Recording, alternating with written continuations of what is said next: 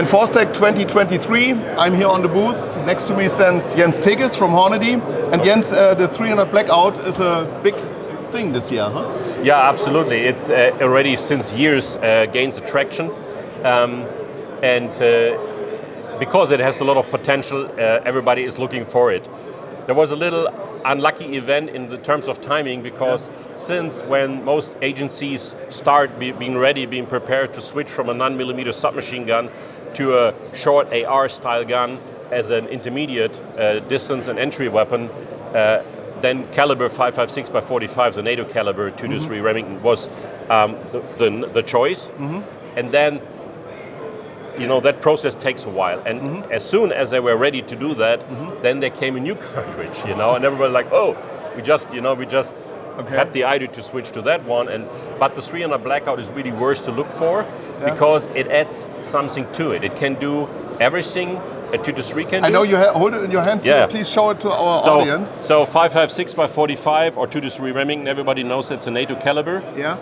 That's what was in mind when they had it. And the 300 Blackout looks very similar. Bigger. Yeah, it's bigger. It's a bigger bullet. Yeah. And so if you want to cut it in brief, a 300 Blackout can do everything a 2-3 can do.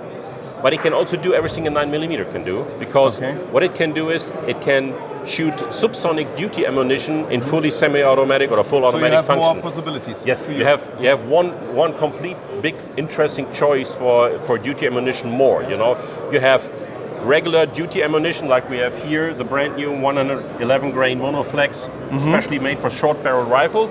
Because one other thing of concern was, can we still have AR guns or AR style guns in these new calibers as short as we had the MP5? Because that's very good to move in urban areas, out of cars and all of these things in very limited space.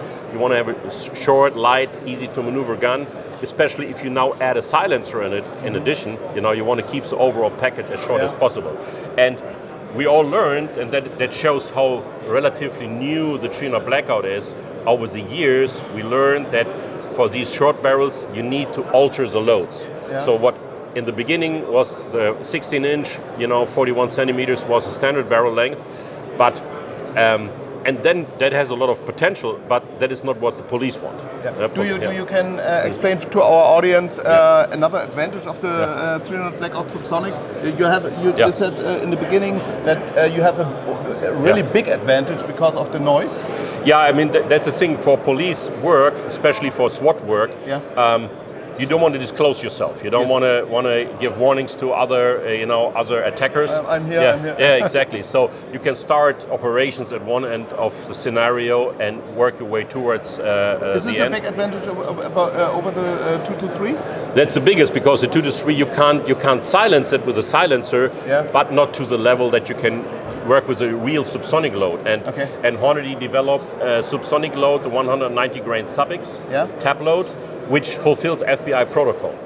So it's an expanding, even with that low function of a low speed of a subsonic bullet, the bullet mushrooms, but still has that minimum required penetration that the FBI wanted, which comes from practical scenarios where you want to be sure that if you address a target, that you can neutralize it safely, without having the risk of over-penetration too much and all of these things. One question about the FBI protocol. Why is this important for the European market?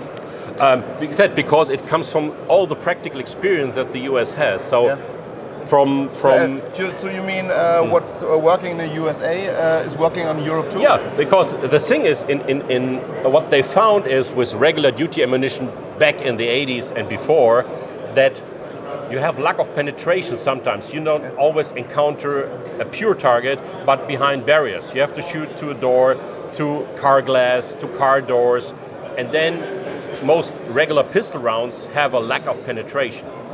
And you want a load that always penetrates the same, even without any barrier, or with the heaviest barrier you can think of, like car glass. So always important that you have that minimum required penetration without having over penetration. So that is the whole idea from the FBI protocol. You shoot to different barrier materials, and the 190 grain Sub-X from Hornady is one of the few rounds, the only one I know, a duty round that fulfills that protocol. Even if we have different technical guidelines here in Europe, but that FBI protocol makes a lot of sense. Okay. If you know it performs under all these different, very difficult circumstances, performs always the same, that shows how consistent it is. Okay. So if I want to have more information, I just have to look on which website? On the Hornady there's website? a special law enforcement website of Hornady, hornadyle.com, one word, hornadyle1word.com. You find everything there, FBI protocol results, jello shots, chronograph measurements, different barrel lengths, all the loads. Yeah. Just one thing, the tap loads are not usually available for the public. Okay. They are limited to law enforcement. Yeah. But if you're interested in general in the caliber, in the performance of these loads, please take a look there. I know also law enforcement community is watching this channel, so for you guys, please have a look. And if you have any questions, there's contact details, let us know. Okay, or you just have a look at all for hunters or for shooters. Yeah. Thank you. Thanks.